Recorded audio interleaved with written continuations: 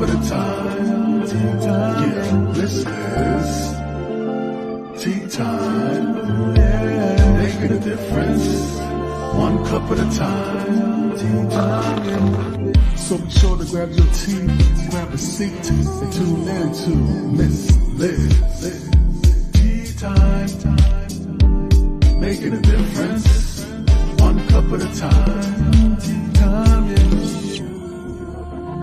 Tea time.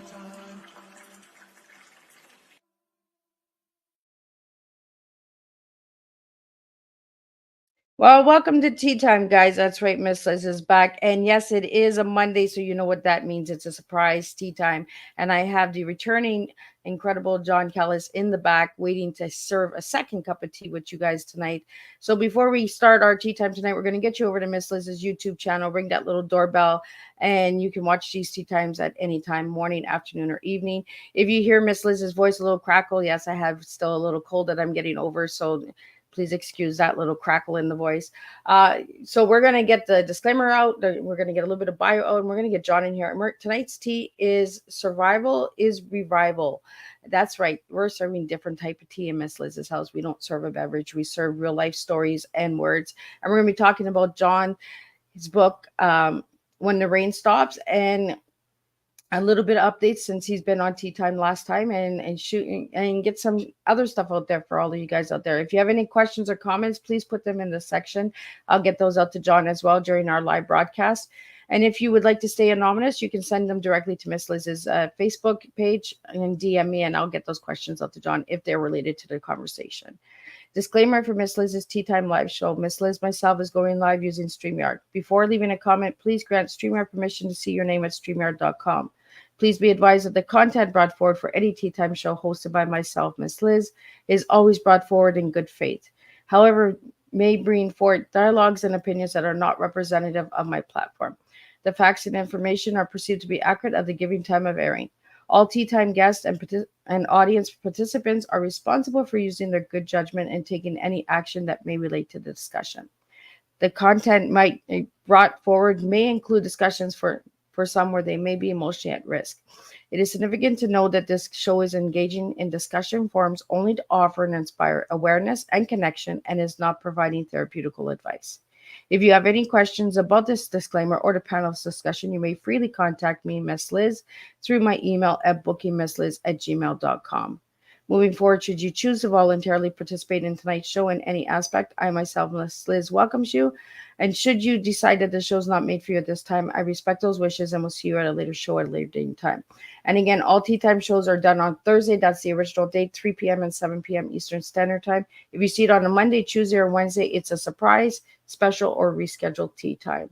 So now a little bit about John. Well, I'm going to keep it short and sweet, and then we're going to get John in here. We're going to spill some tea.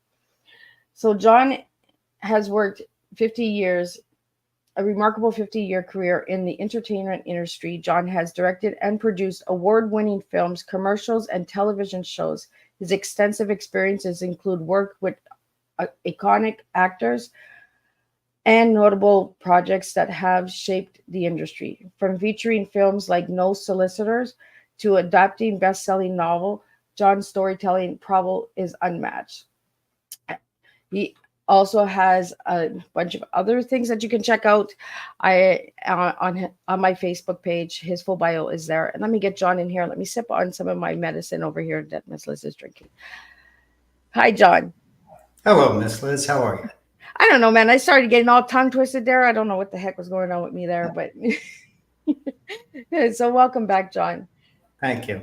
So, John, for all the listeners who haven't seen you on season 4, tell us a little bit on who you were as a little guy and who you are now. Well, who I am now is a 50-year veteran filmmaker with 8 award-winning productions, including an Emmy nomination. I've written 6 books, and I've really enjoyed the whole process of being a filmmaker.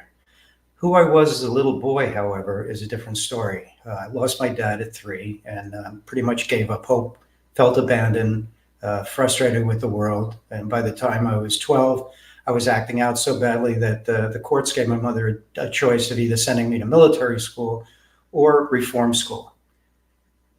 hindsight, I might have been choosing reform school because military school didn't do me any good.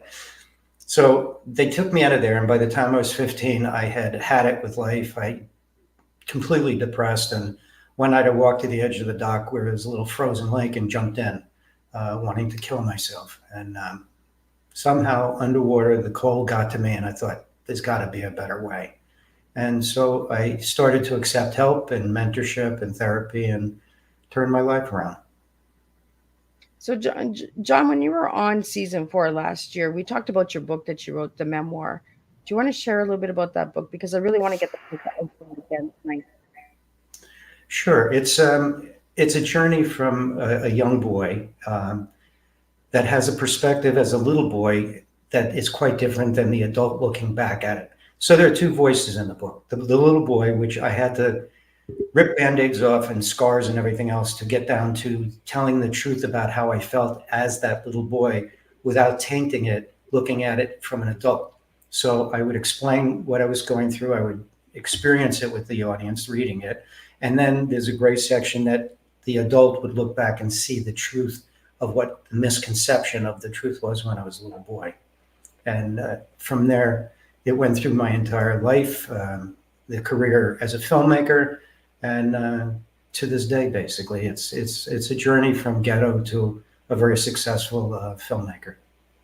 Yeah, because I believe that's what I did last year when you were on, was Ghetto to Hollywood, right? Right. That's it. So let's talk about the ghetto, because people look at the ghetto in different ways. So let's talk about the ghetto.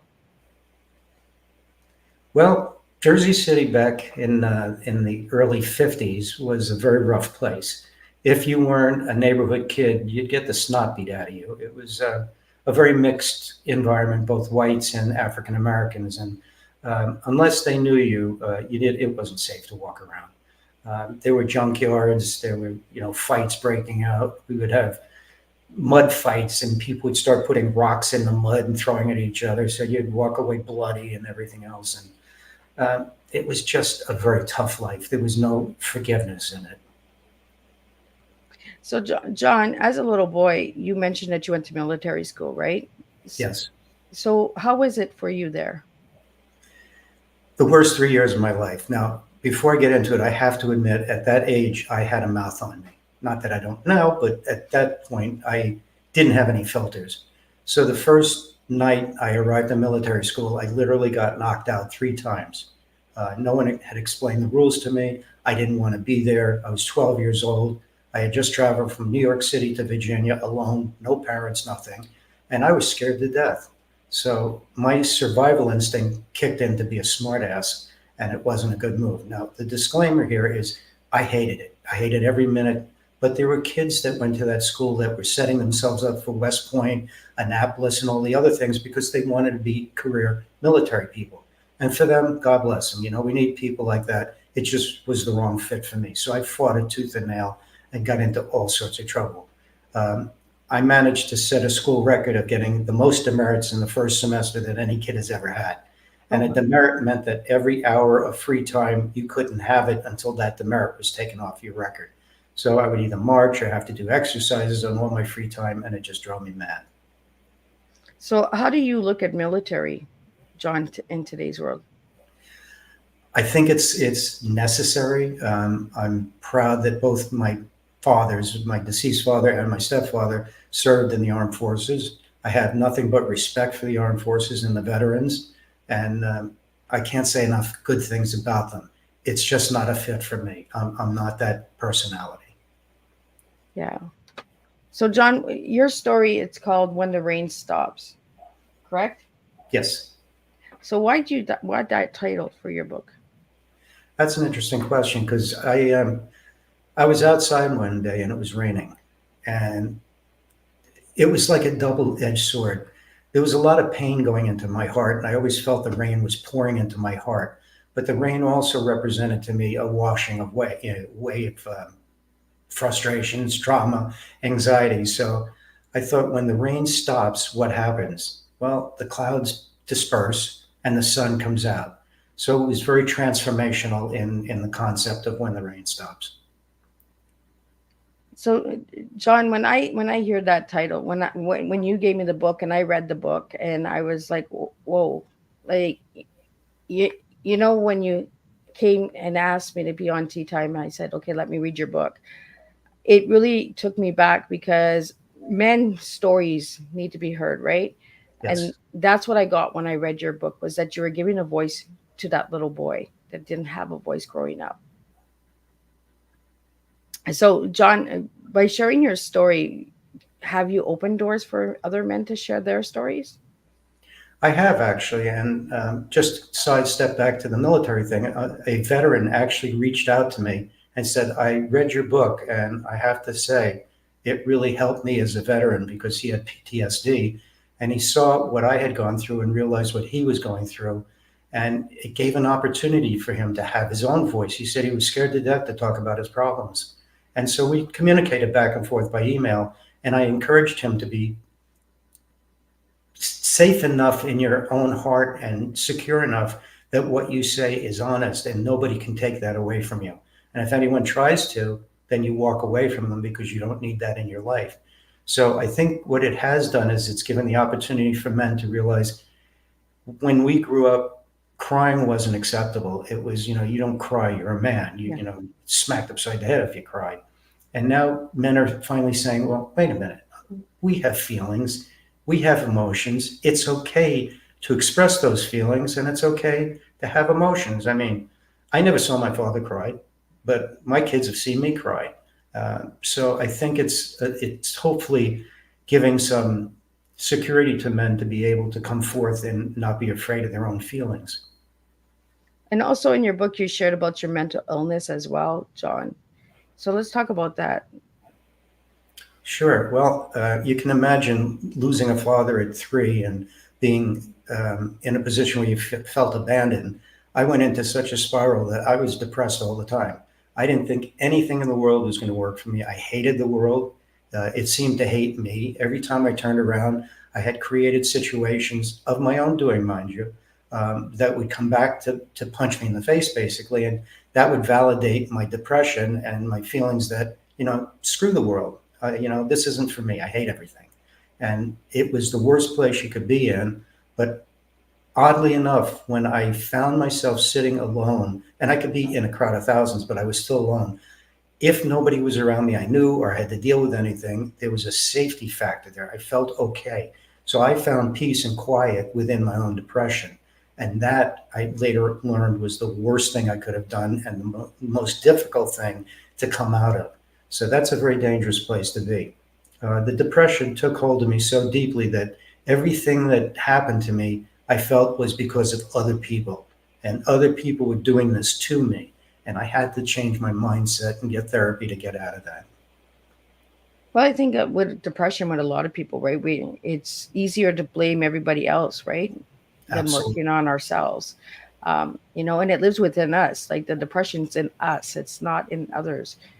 You know, uh, when we talk about depression in today's world, do you think that we're speaking about it enough, John?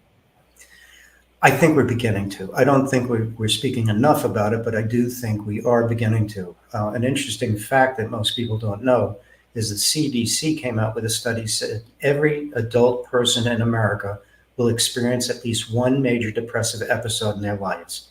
Now, what I encourage people to understand is it may not be lifelong, it may be a 1 day episode, but try to remember how you felt during that episode. So when you run into somebody who is seemingly depressed, you understand a little bit more about that process and not make a funny joke about it because it's not, it's a serious item. So I do think the more people that talk about it, others feel, well, if they can talk about it, maybe it's safe enough for me to talk about it. And that's what I try to help people with is feeling safe enough to tell their story and have a voice. But John, you're also an advocate for mental health, right? Yes. So do you do like conferences and seminars and stuff like that? I To do, and I do one-on-ones. I mean, I had people from Instagram reach out to me. A woman reached out to me and said, "Can I talk to you?"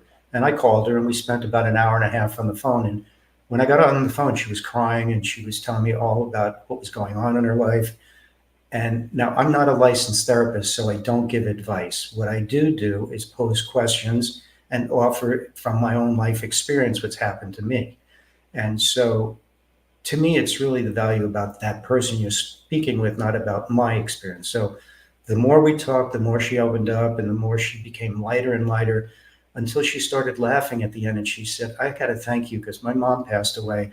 But everything you've told me, I feel like she channeled through you. And when I got off the phone, I felt really, really happy that I made such a difference in a human being's life. And hopefully she'll take that and spread it to the next person. And then two people will spread it to four, four will spread it to eight. And eventually we'll get there where we can understand what the process is and what people go through without judgment. Well, and one thing I want everyone to understand, like all my listeners tonight, John is an everyday person too. John, you have all the titles, John, but that's what I really liked about you is when you reached out to me, it was person to person. It wasn't title to title. It was I see you. Like, you know what I mean? And I Yeah. think that's what we need to have is those conversations. Is like you said, like woman reached out to you and right away you gave her the time. Where the misconception is people that work in Hollywood and that they're too busy for conversations, right? Yeah. Yeah. I don't So, agree with that in terms of being too busy. If you're too busy to reach out to another human being or help them, I don't want to know you. To yeah. me, you don't have value in life, in my opinion. And that's what I really liked about our friendship because we become really good friends and supported each other through the journey since we've met each other, you know. And John, you mentioned this lady reaching out to you about her mom. How was your relationship with your mom? It was very tumultuous at the beginning, naturally, because when she dropped me off at the train station in New York and turned away, I really felt like she abandoned me and hated me. It wasn't until years later when we finally got to talking and I told her that, and she started crying. She said, Honey, the reason I turned away is I was putting my little 12-year-old boy on a train by himself, and I was just crying my eyes out. And it just like, holy crap. I realized at that point the perception of that the 12-year-old getting on that train was so different than what the truth really was. She Yeah. actually saved my life by doing it. I can't imagine. I looked at my kids at 12 and I could not imagine putting them on a train at 12. But she had the strength to know, had she not done that, God only knows what would have happened to my life. It would not have been the way it is today. So Yeah. we made amends, and I adored that woman. I mean, we talked every day, and my wife would always say, "Did you call your mother today?" I said, "I could not call her. Of course I did." So we had a great relationship. All my friends loved my mom. Some were scared of her, but they still loved her. And you share that in the book. That's what I really like is the relationship you shared in the book. And the book is so easy to read. It was not like a book where I'm going to read 2 or 3 pages and put it down. It was an easy flow read. Really, and like there was a lot of hard stuff in the book, but I found it was an easy read to read. As somebody who had went through trauma herself. And I really get a lot out of reading other people's stories that deal with trauma and mental illness because you don't feel such alone, right? No, Um, and I really like the title. Like when you reached out and you gave me the book, I was just, oh, when the rain stops, and I like to stand in the rain because that's nobody can see me cry when I'm in the rain, right? Or I yeah, like to take a shower and cry in the shower. Nobody sees that. So that's what I got when I seen the cover of your book. I was like, oh, this is a cry. This is going to be a crier. I'm gonna cry with this one. that's funny because a friend of mine read When the Rain Stops. And he called me and says, I didn't realize this was like such an intense book. I said, What do you mean? He goes, Well, I read your horror movie and your book, and I thought this was another horror movie. And I started getting into it. And I said, Well, actually, it might have been a little bit of a horror movie in there. So it's interesting how people look at a title and get different things out of it. Yeah, and the cover of it too is almost like the rainbow, right? Like the rainbow coming out, like the colors that are on the top. Uh, so how did you get the cover for that book, John? Well, I went through a million different ideas. I had one idea where a figure was silhouetted against the background of the ocean and stuff, and it just didn't read right. And then I spoke to my editor, and he said, "I have a thought for you." I said, "What?" He says, "The rain, the ocean, the clouds, and all that means a lot to you. Why don't we just do an ocean scene with the sunset and the clouds representing that it's like the phoenix coming out of the ashes. You know, the clouds are separating. There's life, there's light, there's love. And I thought, wow. And when he presented that to me, I just fell in love with the cover. I think it's absolutely stunning. So everybody should go over and check it out. Like grab a copy, and pass it along. When you buy a book and you read the book and you're done with the book, pass it along to somebody else. I always tell people keep passing it, right? Pay it forward, and the story gets out there as well. I have a great idea. Instead of passing along, buy them one. Right? Christmas gifts. Christmas is coming, right?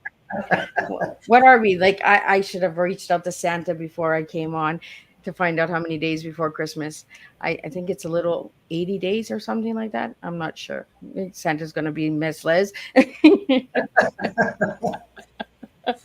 See, Miss Liz has friends all over. I even have Santa Claus that gets after me, get off the naughty list once in a while. Uh, so, John, I want to talk about your tea tonight because you gave me something that's totally different. Survival is revival. Why those three words? Well, if you're going to survive in this world, in my opinion, you have to break it down to where you're at. And the only way is the revival part is to first understand where you're at in life and take responsibility for it and say, this is what I did, this is who I am, and everything around me is because of the way I've made it so. So if you're going to survive, you have to take the bull by the horns and revive your own life. You've got to say, I want to change my life. It's a blank piece of paper. I'm going to write my own movie, and here's how the story goes, and here's the middle of it, and here's hopefully the end to it. And then you have to day by day move towards your vision of what your revival is. And once you do that, you start to begin to survive, and you start breathing easier, and the weight of the world comes off your shoulder. You're not so consumed by all the little things that nitpick at you, and your brain starts to relax, and you start to hear things, and don't turn away from them. If something says, nye, nye, nye, nye, listen to it, and then smack it. Say, no, that's not how we're going to do it. For an example, someone the other day said to me, oh, I can't afford that. And I said, stop right there. He said, what? And I said, let's change your mindset. I said, what do you mean? I said, that comment makes you a poor person inside, mentally, spiritually, and physically too. And he said, well, what do you mean? I said, well, look at the difference. I can't afford it. He goes, right. As opposed to, I have to find out a way to make more money so I can buy it. And he looked and went, damn, that's good. And I said, well, it's just a matter of training your brain to see things to be able to survive. And by doing so, you revive your spirit, you revive who you are, and you revive everything around you, because once you change your mindset, different people may be coming into your life, and others that were damaging and less supportive leave your life. And once you see the process makes you healthier, you have now survived by revival. I love that. I never looked at it that way because I get into those spots too, right? Those downers, and I'm just like, I can't do this. And then I hate the word can't. And then I try to break it up, right? Cannot. And then it's I can. It's reprogramming ourselves, and seeing different perspectives. And that's why I like having these open conversations with you, John. Is because you're giving me a different way of looking at life. Even before we went live, there was a couple things, and now us having this conversation, I'm just like, I got it. Yeah. It clicks in, and we have to have these conversations in order to open up, new paths and new ways of thinking and understanding. And it goes right back to the depression, right? Mental illness, understanding it by having conversations and talking about it. And I'm glad that you brought it up that one in four, you know, Yeah. for the major depression, because it makes everyone out there understand that it can affect all of us. And it does affect all of us. Everyone will have a major depressive episode. It doesn't mean you're mentally unstable or anything. It just means you've broken down.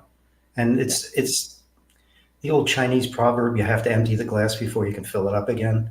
That's what I think some of this tends to be. And if you're strong enough and think it out enough, it's good once in a while to empty it out, because you can't stay at the top plateau. So you have to empty it in order to revive it again and build some more stuff and not be afraid to do it. And once you get that process, you start embracing it. You go, okay, what's the next one? What's the next one? And you start feeling good. And then when you see that you're affecting other people's lives, it just gives you this I won't speak for everyone, I'm sorry. It gave me this overwhelming sense that I'm making a contribution to make this world better, more filled with love and less filled with hate. Yeah. So, John, do you remember the first tea you served me? Yes, You do? I do. What is it? I'm not going to tell you that. You're not even going to let it spill a little? Okay, it's uncover, discover, and recover. I'm surprised you remember. That's good. I like that. Yeah, I'm haven't burned all the brain cells yet. So, John, let's talk about a little bit about Hollywood, because all of my listeners out there, they got some questions here for Hollywood. So, how Oh, did you get into it, John? How old how were did you? I get into it?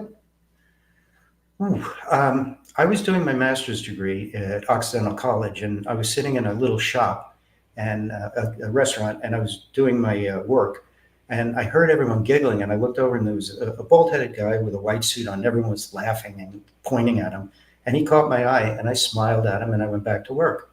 Next thing I know, a guy sat next to me. He says, "What are you doing?" I said, "Well, I'm blocking out this play that I have to do as part of my master thesis." And he said, "Can I come see it?" I said, "Oh yeah, it's going to be open to the public." So he came, and I at that point in my life, and I still don't do this, I wasn't the kind of guy that says, "Hi, my name's John. What do you do for a living?" Everyone's trying to find a way to make a connection. Yeah. To me, it was all about the person, not the connection. So about 6 months into our friendship, I finally said, "Hey, what do you do for a living?" He goes, "Oh, I'm an art director in the film business." I said, "Oh, really? That sounds interesting. Tell me about it." And he did. And he goes, "You sound like you're interested in film." I said, "Well, theater's not where I want to be. I want to be a filmmaker." I did a class in filmmaking. And he said, "Well, let me see if I can get you on a set." So one morning at 3 o'clock in the morning, he brought me on a set, told me where to stand, and said, "If you stand here, nobody will bother you. If they do, tell them I said it was okay." So this old crumply guy comes walking and goes, "What are you doing here?" And I thought, oh, God, 15 minutes on the set, I'm going to get thrown off. And I told him who was he. He said, "All right, come with me." So he brings me into a van, and he starts having me wrap this thing called primer cord. Well, it turns out it was an explosive. So I jumped out of the van. I said, "Are you nuts? I don't know anything about this." He goes, "Nah, you could burn it. You have to set it off with a special cap and all that." Turns out he was the stuntman from the original Hunchback of Notre Dame. And so he liked me, and he took me under his wing. So I started learning how to blow people's brains up and blow up cars and, fun stuff that really got a lot of the crap out of me. And then it went dead again, and I took a job parking cars on a film set. And from there, something else happened, and then it went dead again. And I took an employment job where I was placing people, and I hated. Then I became a waiter. And a friend walked in and said, "What are you doing as a waiter? You want to be a prop master?" And I said, "Sure, I don't know anything about it." So I got on that set, and one thing led to another, and the director liked me, so I became the dialogue director because I told him the actors were having the wrong dialect. And he listened because, "You're right." And then from there, he asked me to become an assistant director, and things started evolving. And I made a choice, though, Liz, and if anyone out there wants to be a filmmaker, don't get stuck in any one area. Don't just do commercials. Don't just do music videos. Spread yourself out, because when one dies, you have another to rely on. And I became an every person, an expert in so many areas that I was able to work all the time and build a very lucrative career that way. Yeah, because if you want to stay in one section, when that section dies off, then what do you do, right? Exactly. Yeah. And I think it's really important that, that we show everybody that it took you steps to get to where you are today. It wasn't something you just flick the light on and boom, Hollywood director. Yeah, there was a journey and a story behind it. Um, John, I want to talk to you about Bobby's World. Hmm. How did you get involved with that? Well, I got a call from a friend that says, "You got to call this company because they need help." I called up and they said, "Oh, you're the guy that was recommended." I said, "Right." It says, "Well, we want to marry a cartoon with the live action, but," and I said, "You did it wrong, didn't you?" They said, "Yeah, we shot it backwards. Is there any way to fix it?" I said, "Yeah, there's a way to fix it. It's going to be a little expensive, but there's a way to fix it." And so I explained the process to them, and they said, all right, how much is it going to cost? I did a budget, and they approved it. And after the shoot, a couple of days later, the producer from the company calls me and says, I just got off the phone with the editors. And I'm sitting there going, oops, okay, what's up? He said, they're in love with you. They want to kiss you. Everything matched. It was all eye lines were perfect and everything. And would you like to do a couple more episodes? I said, sure, I'd love to. That turned into 80 episodes and an Emmy nomination. So you just don't know where it's going. So what is the range for episodes in a series, John? What's the what? Like, what's the range for episodes in series, like TV series and that? Like, is it 12 episodes? Is it 100 episodes? How many episodes for one season? There's really no hard and fast rule. What they were doing is giving me like 4 shows to do at a time.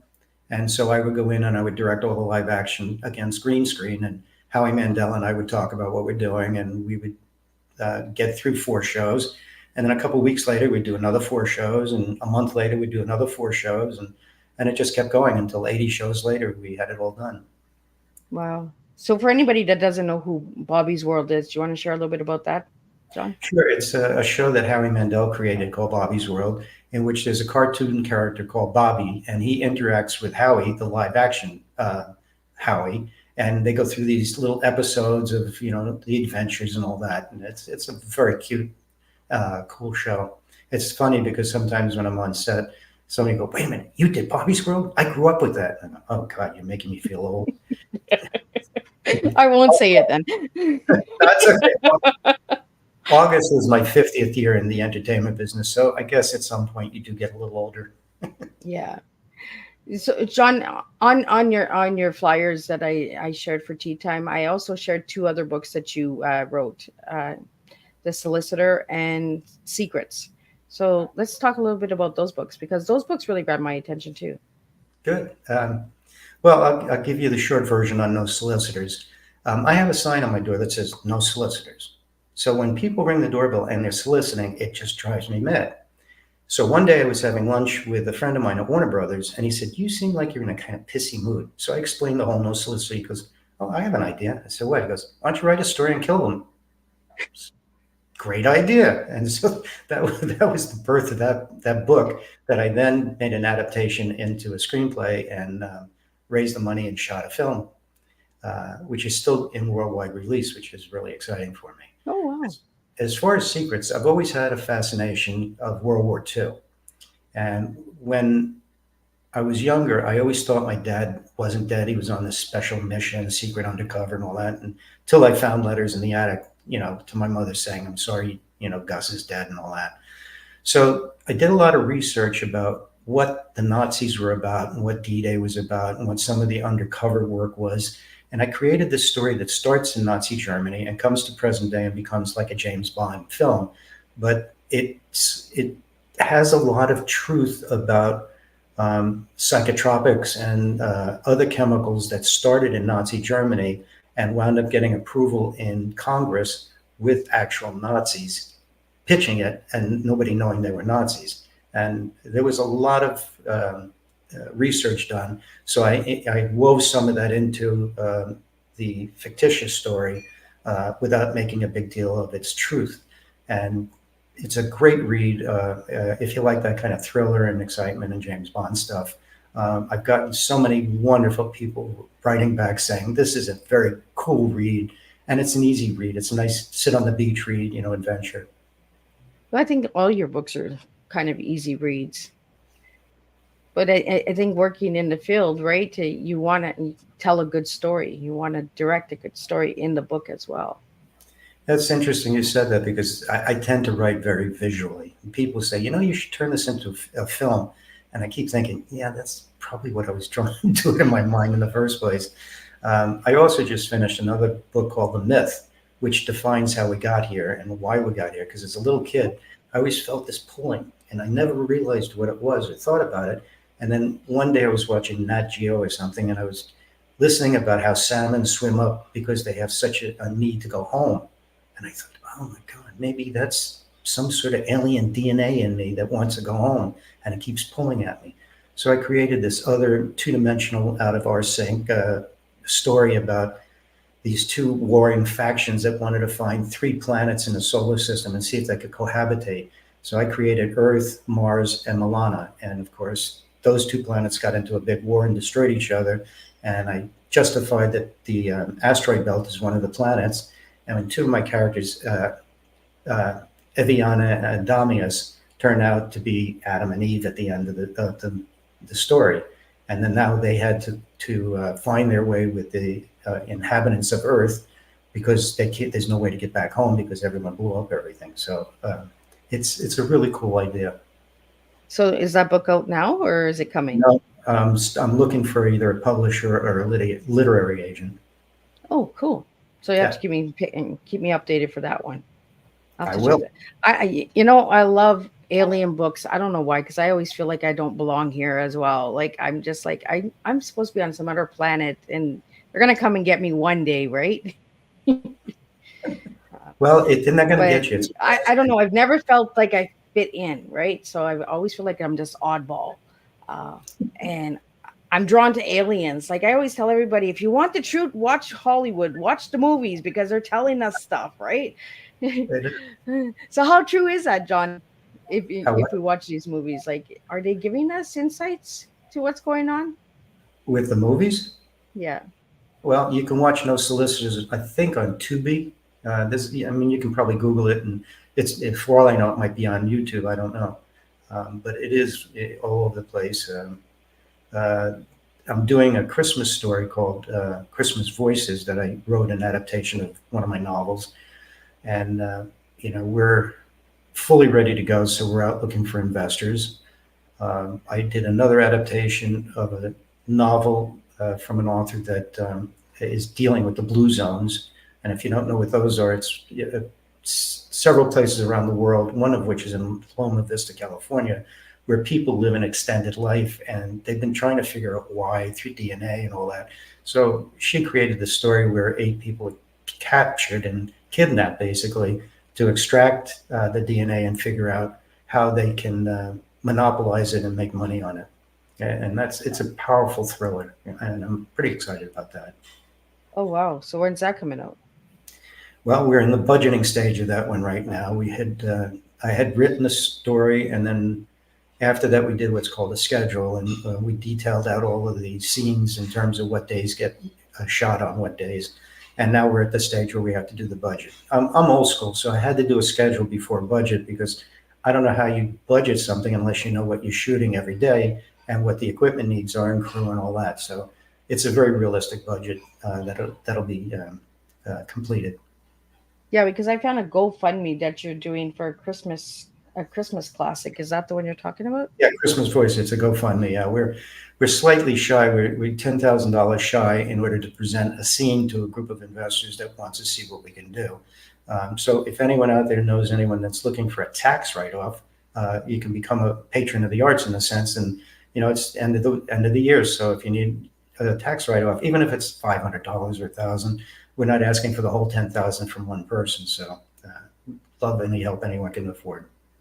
Yeah. See, I do my homework. I got that over here.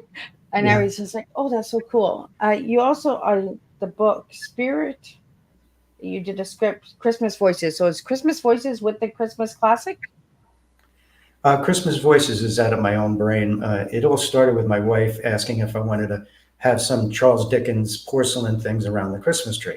So it started just really small, and then we moved into the house, and it got to be on the floor. It was about 10 feet long, and then it got too big, so we built a 4x8 platform, and we put it up there. And now it got in my blood, so I rejigged the whole thing and I rebuilt it, the platform, because we have to stand on it in order to build it from the back forward.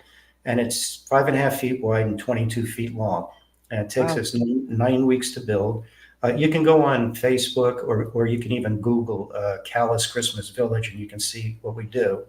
And it's all hand carved mountains and trains and gondolas and skis. And it's just one of those things that we've done since 1991 and have become known as one of the world's largest display builders of Charles Dickens' Department 56. And we take it down because every other year that we were doing it, It never repeated. The layout was different. And so we took about an 11-year hiatus, and 2 years ago we built it again and just fell in love with the whole process all over again. So we're waiting because it's a boatload of work. So we're not going to do it every other year. It's just every couple of more years, you know. Wow. So you're a big Christmas fan. Love it. Love it. So what is it about Christmas that you love, John? I think it's because everyone gets off their position and there's just so much love and joy and happiness and celebration. Now, there is frustration about shopping and all that. Now, for me, I was having like crazy mindset problems about shopping. So I started September, and in September, August, September, October, and by the middle of November, all my Christmas shopping is usually done, and I could just walk around real happy and have a candy cane or anything I want, and I'm just very relaxed during the holidays instead of being all twisted in it. So that's a bit of advice for people. If you start early enough, you can just be relaxed about it and not panic. Oh, I got to get a gift. Oh, I'll just buy that, and then you're not really buying it from your heart. You're buying it Yeah. from a fear and need. But I love the pageantry. We decorated our house so bright when we first moved into this neighborhood. Nobody was decorating their houses outside. People were stopping by, taking pictures, and some of my friends were teasing me saying, they're seeing this from outer space. You realize that, right? I said, well, what can I tell you? I love it. And inside, my wife and I are both nuts. We just decorate everything everywhere. And sometimes in July, we find little ornaments and stuff we missed taking down. We go, oh, God. So, yeah, we're excited. We can't wait to start putting it back up. Well, you light up your house so bright so that the planets that are looking for you can come and find you. Yeah, they're not going to capture us. This is a rescue mission. I want to be rescued. Really? So, John, how many films have you made in your 50 years? Honestly, I don't know. I really lost count. It's one of those things. I just do it and then move on to the next one. I don't really think about it. I know I've done over 200, 300, 400 projects in total. So besides filmmaking, you've also done like commercials and advertisement and that as well. I seen something with a battery. There's a picture with you with batteries. What Yeah, commercial was that for? that was for Fuji batteries. They called me and said, "We don't have an agency. Would you be willing to write a story about it and film it for us?" And I said, "Sure." So I came up with the idea, and they proved it, and off we went. Yeah, I did a lot of commercials, and I was asked to be an agency producer in several shoots. One of which I won a Belding, and I won a Clio for. Excuse me, which are commercial prestigious awards to win. So it's just been a lot of fun. I don't go in thinking awards. I go in thinking, how can I make this the best piece that's possible? Yeah, I think you bring the heart in and you make the difference. That's what you do, John. Because all the work that I looked at, and I was just like, wow, I didn't know John did this. Wow, John. I was like, whoa, okay, he's all over. And it's important to get all over because you want to put your toes in every little thing, right? To get to know the industry as well. Yeah. Um, so is there any fields that you wouldn't work in? Pornography. It's just not my thing. I don't want to. It's just something I don't do. I don't look. If people want to watch and do it, it's fine. I have no judgment about it. It's just not for me. Yeah. So you've done all the other genres, John? Pretty much. I even shot a documentary in Russia, so that was pretty cool. That's the White Gorilla, right? No, the White Gorilla was a short that I took on that I really liked the story. No, the one in Russia was a documentary I was asked to direct based on the Cold Wars and when Reagan claimed that he brought down the Russian Empire. And my research and shooting all of the top people in Russia, it turned out that he just took advantage of a moment in time where the Russian infrastructure was falling apart anyway. They were doomed, and they openly admitted it. So it was kind of bittersweet listening to their stories, going from communism to democracy. Clearly, I'd rather have democracy, and some of the ways they told me that the Communist Party worked just didn't sit well with me. But having said that, I'm one of very few Westerners that was taken into the vault and allowed to hold Stalin's communist card in his hand. And that just gave me chills when I looked at it. I went, this is Stalin's, holy mackerel. So it was quite an experience to do that. Wow. Yeah, I remember the white gorilla because I was reading on that. That's about the monkeys, right? The gorillas. No, this was about a boxer who, Oh yes, yes, yes. See, I did so much work on you, John, that I'm just like, my mind's all over, like, no, over here. My brain is thinking gorillas like a monkey. Ooh, ooh. well, it's easy, white gorilla. You would make that assumption. Right.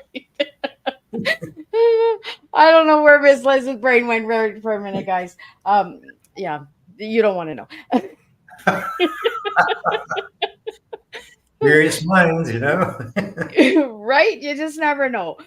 Miss Liz, whoop, it went over the head a little bit. Since we're on the whoop, let's just take it down another little twist here, John, and let's go back into lemons.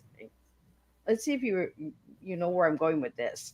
I seen a post that you put on, I think in July, I believe, and you were holding a small lemon and a big lemon. Do you want to tell me a little bit about those lemons? Sure. Well, you pick up some doozies, don't you? I, A I friend of told mine, you, I'm the loopy girl, right? I just go all over the place. a friend of mine was moving to France, and he had this 2 foot lemon tree in a bucket. And he said, "You want it?" I said, "Yeah, why not?" So I went in the backyard and I planted it. Now it's about 10 feet tall, and it just produces these lemons at the beginning of the season that are literally about this big.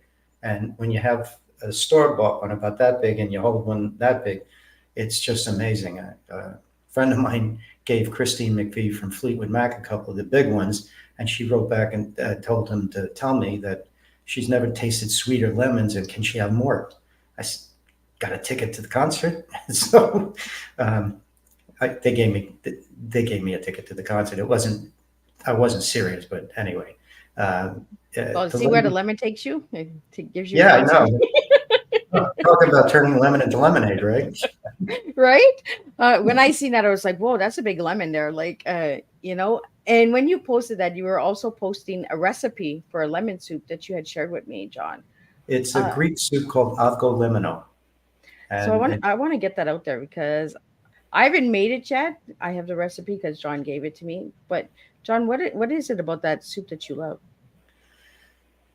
it reminds me of my grandmother. When I was a little kid, we called grandmother Yaya in Greek.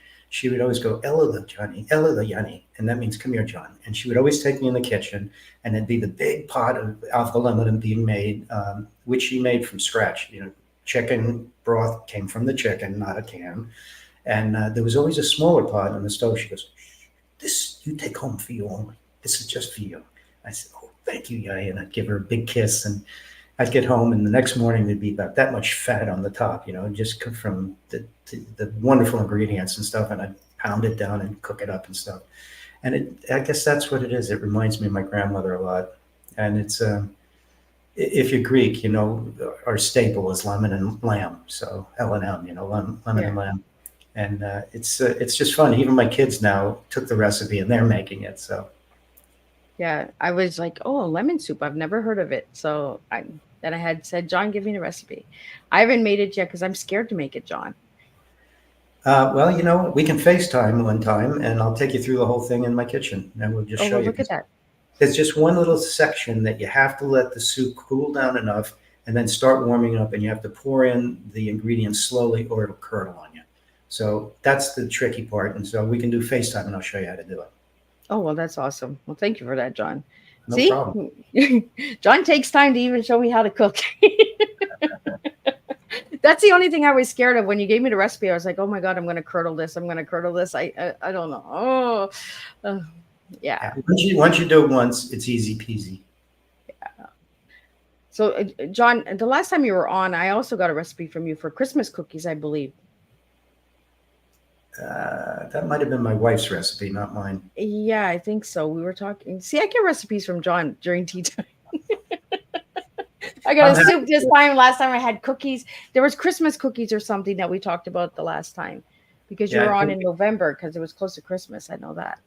I think they're the white powdery ones. Those are really good. Yes, yes, those were Yeah. the ones that we talked about. See, we Yeah, talk no, I about do most of the recipes. cooking in the house because I love cooking and my wife can't stand it. And there's always a joke in our house. It's like, honey, we're having some guests over. Do you want to cook? And she goes, why? Don't you like them? I said, all right, I'll cook. So let's talk about you and your wife because you've been married 32 years, correct? Coming on 33 in October. So what's the secret?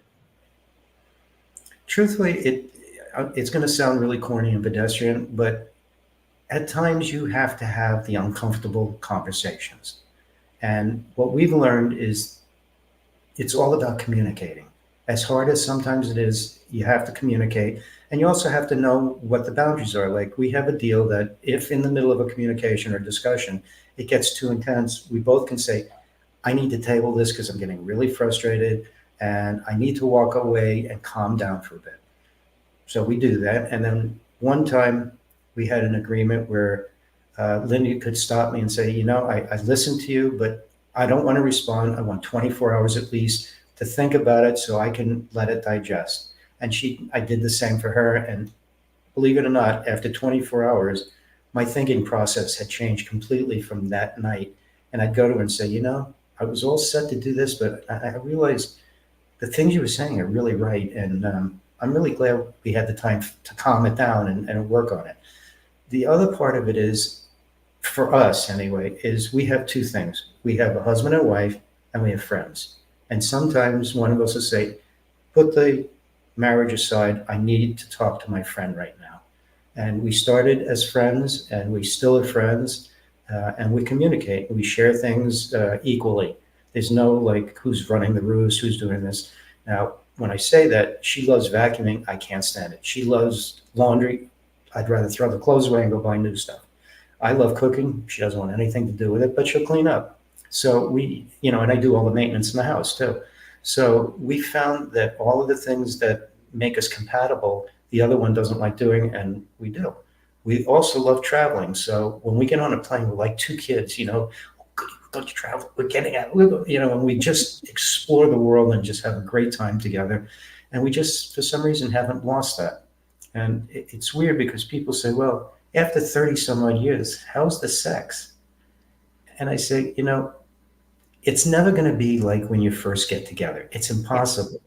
So what you have to do is change your mindset. It's not about the thrill and the joy of opening each clothes and stuff, but you're making love to the history of your relationship.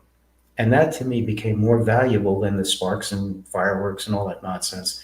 And you feel a closeness spiritually with a human being. And so I think communication is really the key to it all. Well, I think healthy intimacy, right? And a lot of people think intimacy is just sex, right? Yeah. There's so much more than that, and we talked a little bit about that the last time as well, John. Yeah. Building that bond and connection. Doesn't have to always be intercourse. There's other ways of, uh, you know, being close to each other. Holding hands, having that conversation, pillow talking. There's so much stuff that people don't understand about that connection of one on one, right? It's funny you said holding hands because when we get in bed, we watch TV and we hold each other's hands. And, after 30 years, people are saying, you got to be kidding me. You're really holding each other's hands? I said, yeah, we like holding hands. What's the big deal? Yeah. And it's a touch, it's subtle communication. Well, and that's the thing, right? Keeping that relationship together, connected, you know, not just through intercourse and sex, there's intimacy. And I really talk about intimacy a lot on Tea Time because I want people out there, my listeners, to really get connected, you know. I, People are coming in relationships and that's all they want to do, right? Is just, take the clothes off and then boom, we're in love. Well, that's not what love's all about, right?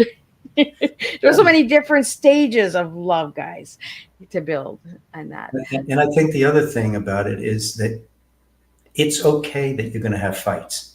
And it's okay that you may not talk to each other for a day, but that doesn't mean your relationship's over. This new way of thinking, like fast food, oh, it's not working, I'll just get another partner.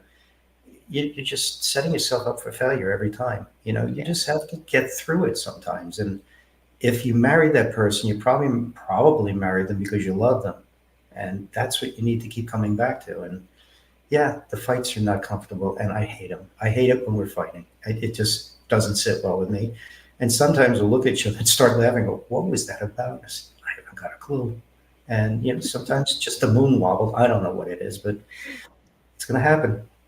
But sometimes a fight is not even related to the relationship. It's just maybe you're having a bad day, and something just triggered you, or a word or a scent or a smell, and you're just like, and you bottled it all up for a while, and then you're just like, oh, well, today's a good day to get you. Like, The crazy comes out. right? Yeah, Miss Liz got crazy. So, John, I want to calm the conversation down. You gave me the word calm, so we're going to calm it down. Why the word calm to describe yourself as an individual? Well, I find when I'm really crazy, with all these thoughts and like I get anxious and all that, I have to find a way to calm myself down. So one of my tools in my chest of tools is I sit down and say, okay, you got these 5 things on your mind, write them down. So I write them down and say, now pick any one. And I pick it and I said, how important is that in your life? What is the value to it? And I go through that process. Then I say, all right, on that list of, let's say 5, what's the least thing you want to do? And I'll say number 3. I say, that's what you're doing first. And then I pick the second hardest until the last one, because when you get to the end of the list, the easy ones, you feel more calm and more relaxed.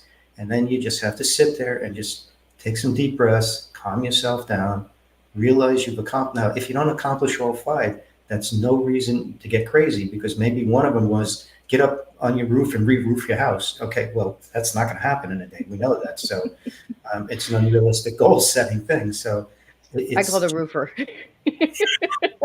Me too. I was just using it as an example.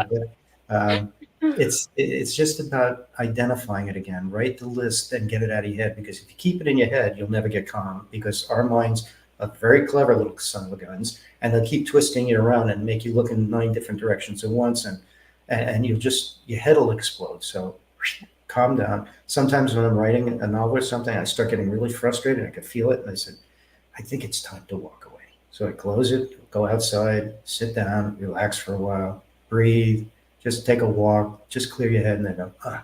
And then on the walk, some idea will hit me and go, ah. I calmed down enough to listen to what I wanted in my brain, as opposed to it ricocheting like a marble. So it helps.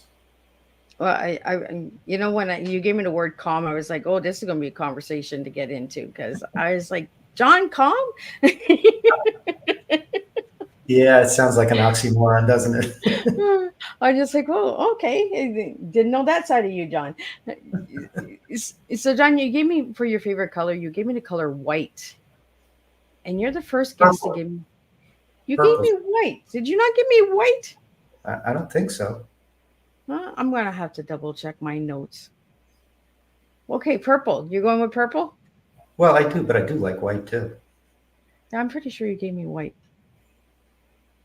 All right, let's go with white. I can roll. Okay, so roll it. Roll the white. Well, let's see. White to me would represent the total spirituality. I mean, think about lightning. It's pure energy, right? And it's usually associated with a bright white light. So if you look at energy and it's white and pure, if you can surround yourself with white light, like we do in an airplane, my wife and I put a white light around the plane for protection. And we bless it, make sure everything's okay. Now, some people say, you think that works? I say, well, it hasn't crashed anytime soon, so I'm going to keep going with it until the end of time. So I think there's a very spiritual side of white. Yeah. And you did give me purple the last time, and you gave me white this time, because I just checked. Told you it was purple. So see, we got 2 different tea times here, right? We got last season, and we have this season. So I got 2 different colors from you, John. At least I'm consistent. Right? I was just like, maybe I got the wrong guest here. Wait, isn't this Bob? No, it's John. Is this Bobby's World? So, John, if anybody would like to reach out to you or connect with you or have you as a guest on their podcast, how could they reach you? Well, you can go to johncallas.com. It's my website. There's an email attached to it. Or you can just write me directly at johncallas@johncallas.com. Happy to talk to you. via email if you want a conversation. We can hop on the phone together. And yeah, sure, feel free. Awesome. Well, thank you again, John, for joining me. It was a pleasure all the time. We always have a good time together. For anybody that would like to know more about Miss Liz's Tea Times, check out my website at www.misslizsteatimes.com, or check out Miss Liz's Tea Times on the YouTube and subscribe, ring that little doorbell. And I will be back Thursday with the closing guests for September. And tomorrow, the press release for October's lineup will be out as well. So check that out. We have 2 new countries coming in. So Miss Liz will be up to 72 different countries in 5 years. So that's the way that the tea spills in this house. And I just want everyone out there, the listeners, to know that I really appreciate your support. And without you guys, I could not do this. So thank you for tuning in and joining. And thank you for all your supports with your questions and comments and keeping Miss Liz moving forward. Um, and until then, I will see everybody Thursday, same time, same place. And we're going to serve TEA all over again and bring some more stories to the table. Thanks for joining tonight.